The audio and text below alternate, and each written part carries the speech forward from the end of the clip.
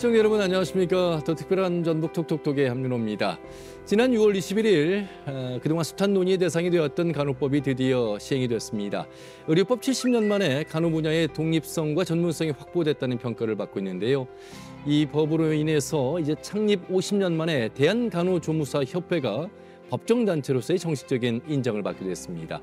그동안 의료 역사 현장 속에서 수많은 역할을 해왔던 간호조무사협회, 전북간호조무사협회 최영란 명예회장을 모시고 앞으로의 방향과 계획을 말씀 나눠보도록 하겠습니다. 어서 오십시오. 네, 반갑습니다. 일단 축하드립니다. 네. 우리 도민분들께 먼저 인사부터 좀 해주시죠. 기나긴 세월, 반세기가 넘는 시간 동안 간호조무사는 마치 그림자처럼 살아왔습니다. 이번 법정단체 이후 간호인력의 꽃 90만 간호조무사로 다시 섰습니다. 인사드리겠습니다. 35년 차 간호조무사 최영란입니다. 네, 최영란 명예회장님, 인사를 하는데 35년의 시간 속에 서러움과 한이 느껴지는 눈시울을 적셔주셨습니다. 간호조무사협회가 법정단체로 인정받은 것에 감회가 더욱더 새롭고 뜨겁고 놀라운 것 같습니다. 어떤 의미가 있겠습니까? 어쩌면 간호조무사가 52년 동안 있었지만 마치 그림자처럼 보이지 않는 간호인력 현장에 있지만 간호조무사는 보이지 않는 없는 존재처럼 있었습니다. 근데 이번 법정단체로 인해서 이제 간호조무사는 어떤 보건의료 제도 속에서 간호조무사의 역할이 보장받는 게 가장 큰 의미가 있다고 생각합니다. 그리고 전국의 90만 간호조무사의 수십 년간 염원해온 성과이기도 하고요.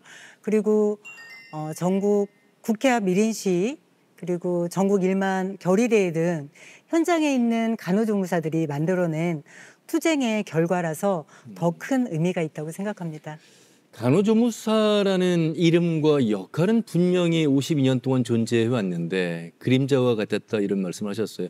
현장에서는 어떠셨길래 특히나 우리 최영란 명예회장님은 91년도부터 간호조무사로서 활동을 해와서 35년이라는 시간이 어떤 환경에서 일을 하셨길래 이런 말씀을 하신 걸까?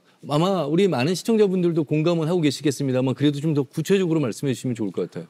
보건의료 현장의 전라북도 같은 경우는 52%가 간호조무사입니다.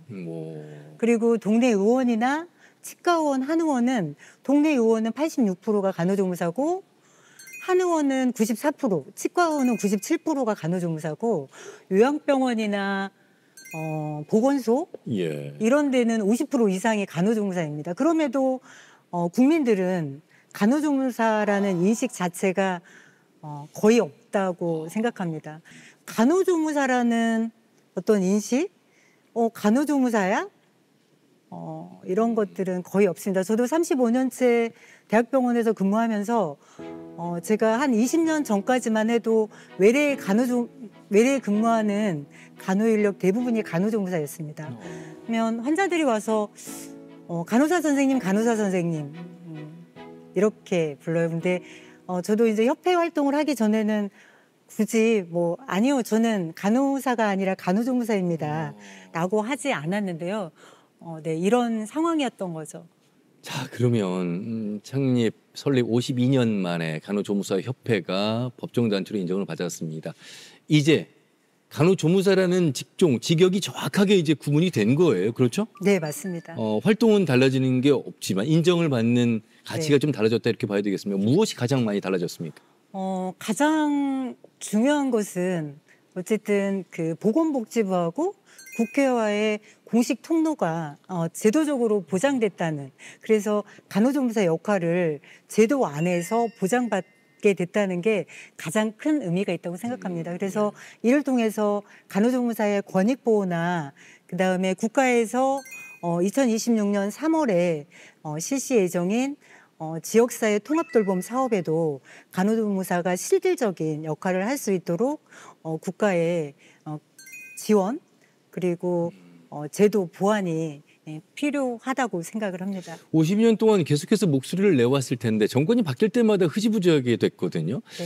왜 이렇게 이 목소리가 반영이 안 됐을까? 좀 답답함도 크셨겠습니다만 이제서야 된 이유는 어떤 점에 있다고 보시는 거예요? 병원 내 다양한 직종이 물론 방송국에도 다양한 협업을 통해서 이루어지지만 그렇죠. 병원도 다양한 직종이 있는데 어떤 직역 간의 이해관계가 있었습니다.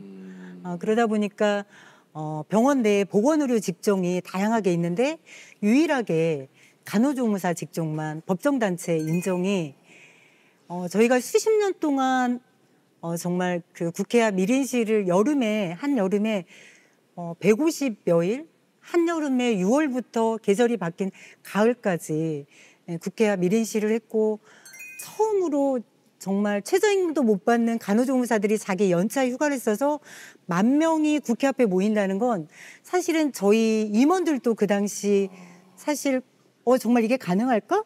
이게 가능할까? 안 될 거야. 여러 가지 반대도 있었지만 실제 이뤄냈습니다. 그 당시 제가 이제 좀 굉장히 안타까웠던 건 정년이 넘은 한 회장님이 국회 앞에 그 8월 떼약볕에서 국회 앞 1인 시위를 하다가 쓰러져서 이제 응급실에 실려가고 한 3개월 동안을 기저귀를 차고 활동했던. 연차를 내고 10,000명이 모일 수 있다는 그 힘은 서로 일치된 힘이고 어떻게든 이번에는 간호법 통과돼서 간호조무사로서의 직역을 인정받고 싶어하는 그 의지의 결실이 아니었나 싶습니다.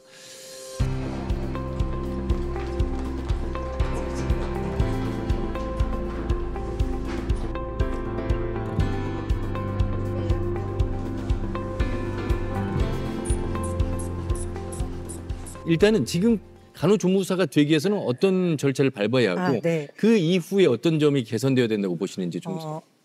간호조무사가 되기 위해서는 보건복지부 장관이 인정하는 간호학원이나 특성화고에서 1,520시간의 교육과정을 이수하고 국가고시에 이제 합격하면 간호조무사가 될 수 있습니다. 예.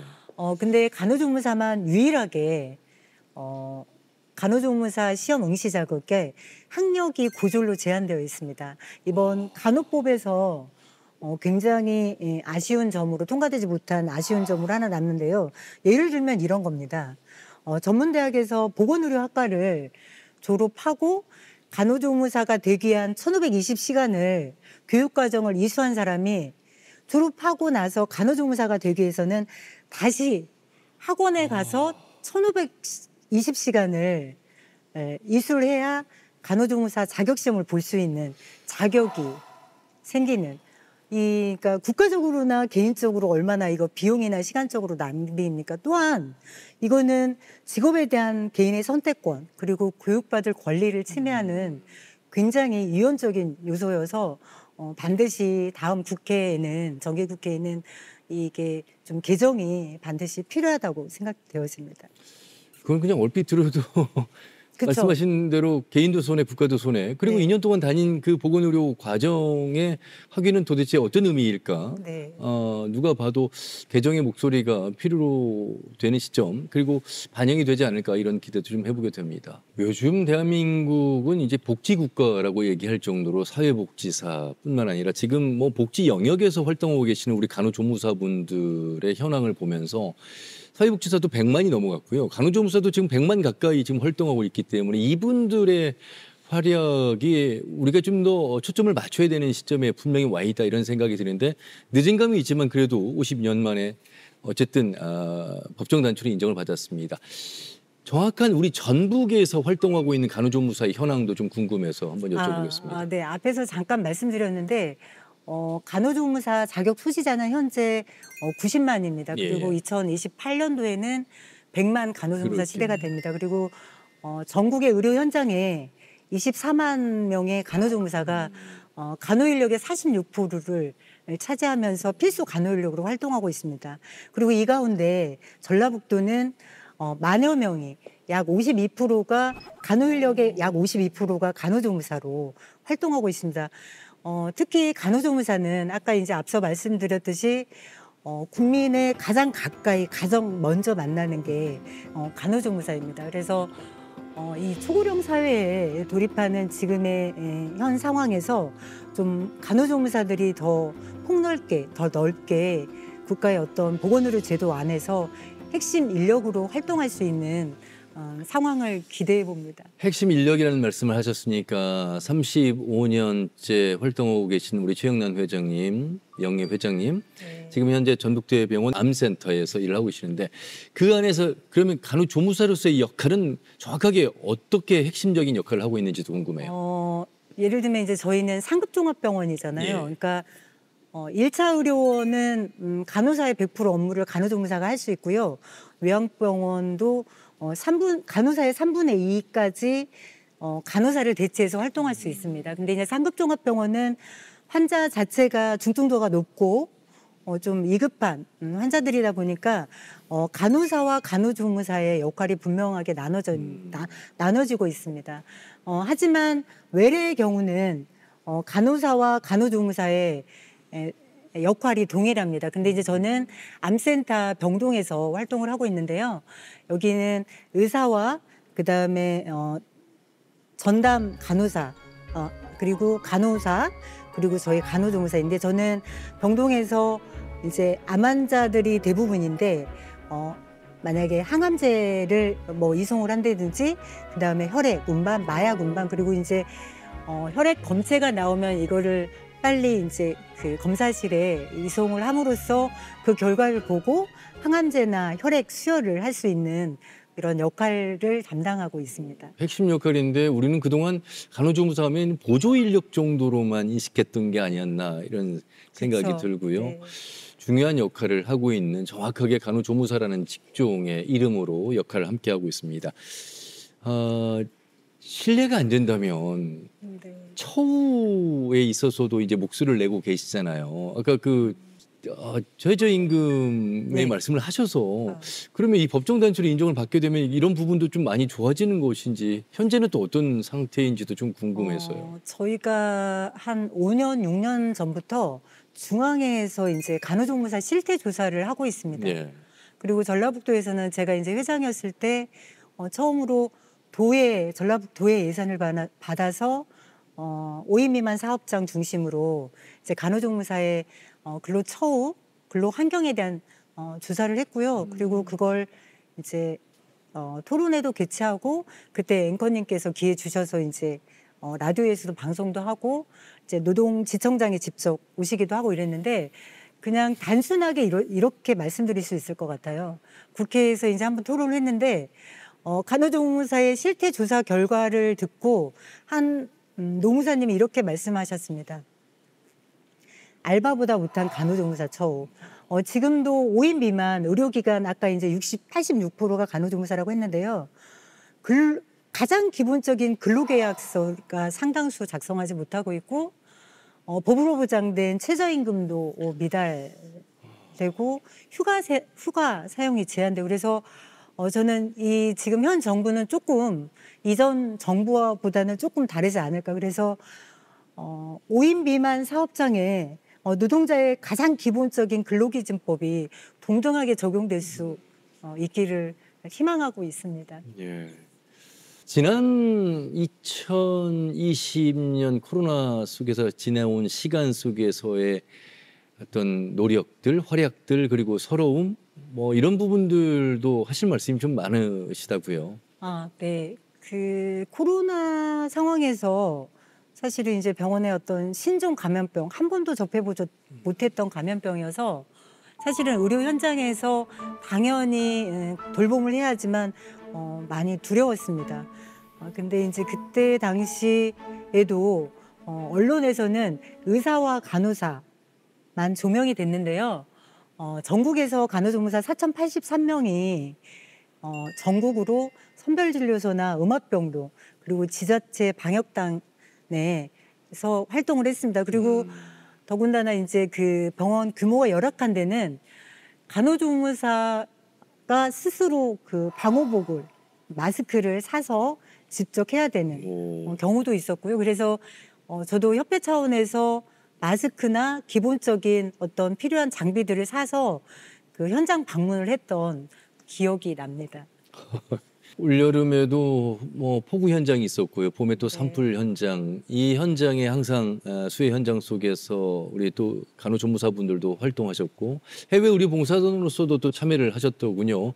상당히 바쁜 와중 속에서도 또 열악한 저후 환경 속에서도 많은 봉사활동을 하셨습니다. 아, 네.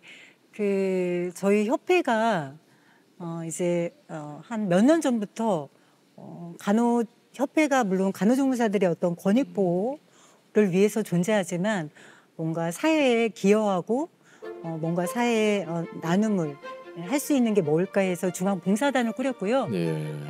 전국 13개 시도에도 각 지부에 봉사단이 만들어져 있습니다. 그래서 2022년 이태원 참사 현장에 그리고 2023년 그 새만금 잼버리 현장에 그리고 아까 말씀하셨던 경북 산불 피해 지역이나 산청의 수해 지역에도 저희 중앙회 차원에서 현장 의료 지원단과 성금 모금을 해서 이웃에게 나눔과 돌봄의 손길을 이행했습니다. 네. 35년 전 그 간호조무사 새내기 그때는 어떠셨을까? 그리고 내가 이 길을 이렇게 오랫동안 갈 수 있었을까라고 생각을 했었을까? 뭐 이런 질문을 드린다면. 네. 제가 이제 어렸을 때 저의 꿈이 간호사였어요. 근데 이제 집안 형편이 조금 어려워서 이제 고등학교도 야간 고등학교를 다니고 그래서 간호사 말고 그런 비슷한 게 뭐가 있을까?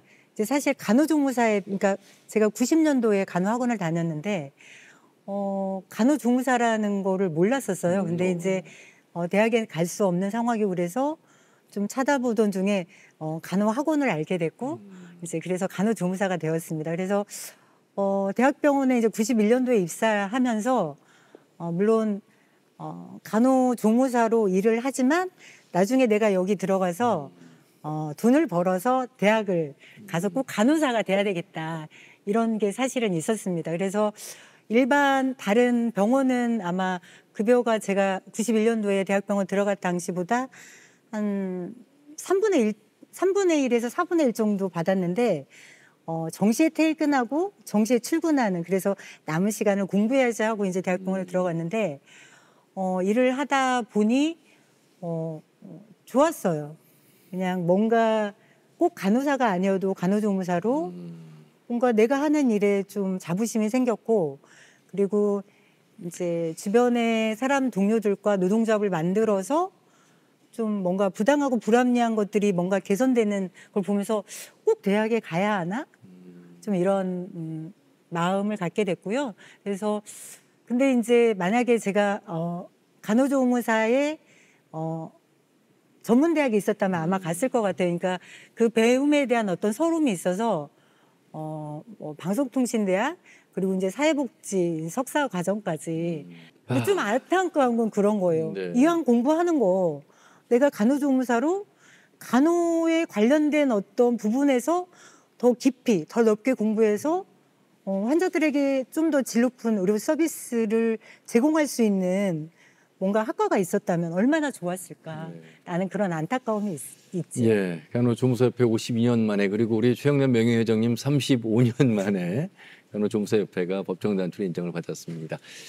그래도 내가 간호조무사로서 일을 해오면서 그림자와 같은 역할이었지만 보람이 있었던 때가 그래도 있었습니다라고 자신 있게 말씀드릴 수 있는 장면이 있었을까요?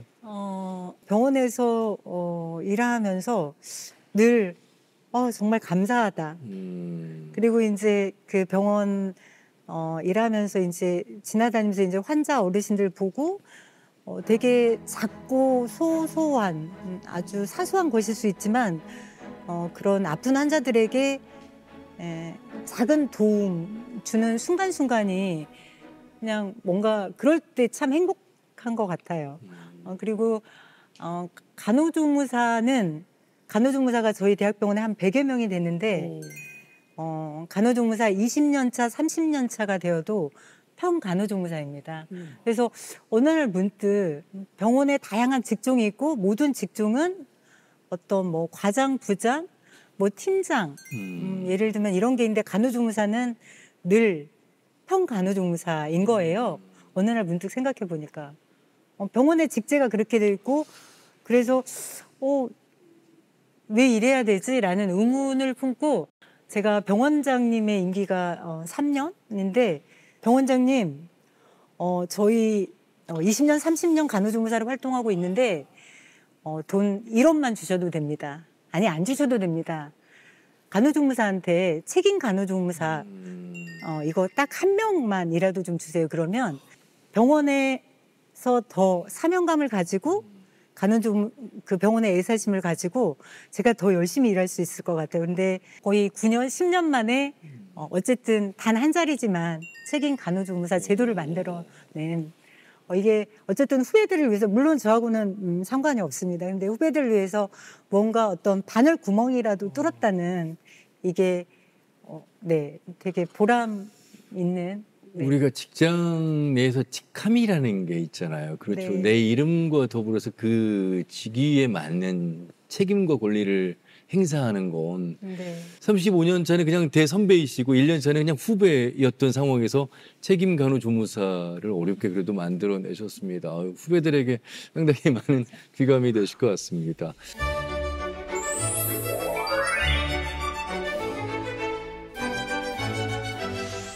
어떤 점을 가장 바라는 점을 우선순위에 두신다면 어떤 점이겠습니까? 저희가 이제 이번 대통령 선거 때 네. 각 정당의 중앙에서 10대 정책 과제를 가지고 협약식을 체결했습니다. 그중에 3가지가 핵심인데요.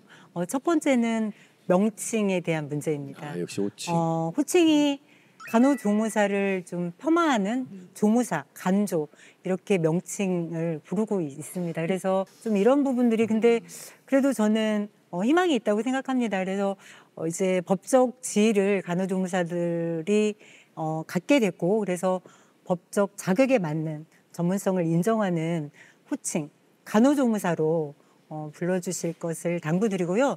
두 번째는 앞서도 말씀드렸듯이 의료기관의 처우 문제입니다.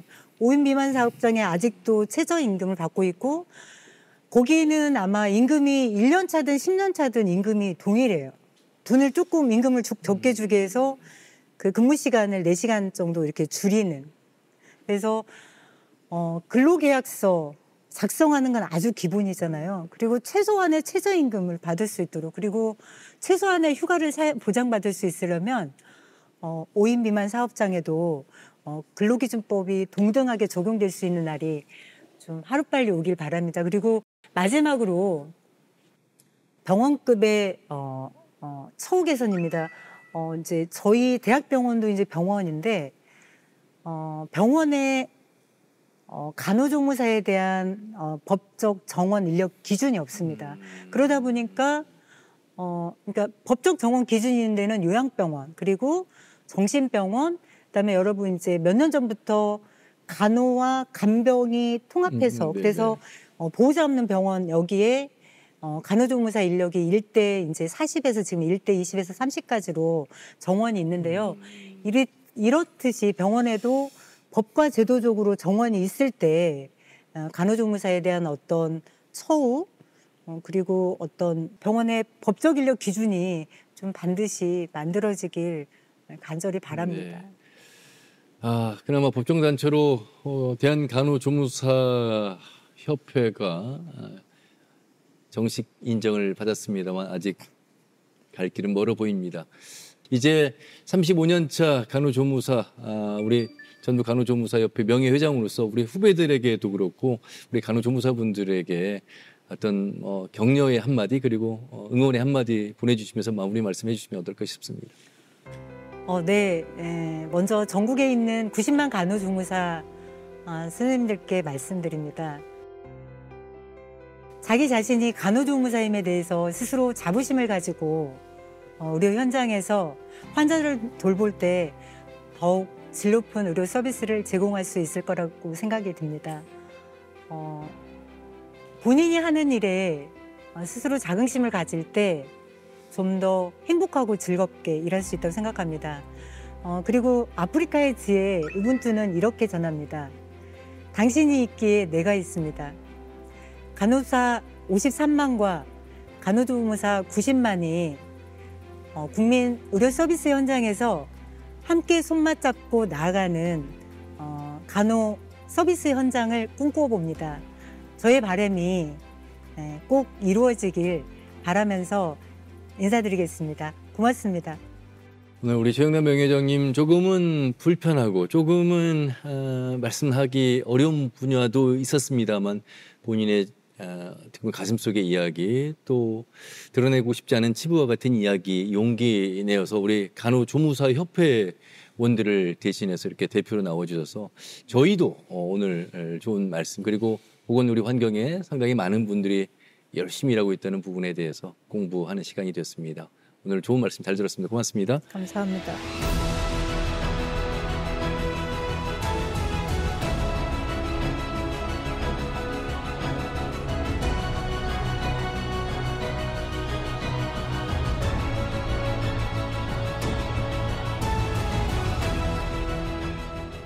네, 더 특별한 전북 톡톡톡 오늘 전북간호조무사협회 최영남 명예회장과 말씀 나눠봤습니다. 보건 의료 환경에서 소중하지 않는 분들은 없는 것 같습니다. 이분들의 처우와 존중도 중요하겠습니다만 이분들의 존재감을 우리가 좀 더 높게 사고 인정해주는 그 시작점이 더 필요하지 않나 이런 생각도 해보게 됐습니다. 더욱더 간호조무사협회 분들 법정단체로 인정받은 만큼 힘을 내시고요. 우리 시청자분들께서도 더 격려와 관심 가져주시면 좋겠다는 말씀 드리면서 마무리하겠습니다. 특별한 전북 톡톡톡 다음 시간에 더욱더 알찬 소식 가지고 인사드리겠습니다. 함께해 주신 여러분 고맙습니다.